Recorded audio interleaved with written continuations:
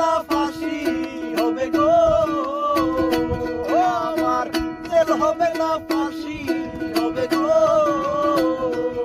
আমার উকিলে তো কইল না ম্যাজিস্ট্রেট শামসুল হক জামিন দিল না, আমারে ম্যাজিস্ট্রেট শামসুল হক জামিন দিল না। উকিলেরও যুক্তি নিলাম, 3 মাস পলাইয়া রইলাম, ওই তার কোর্টে হাজিরা দিলাম, দেখাই তো আর পাইলাম না। হাকিম 17 জন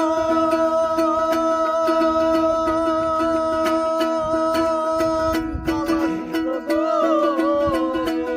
আমায় একলা দিল জেলখানায় ম্যাজিস্ট্রেট শামসুল হক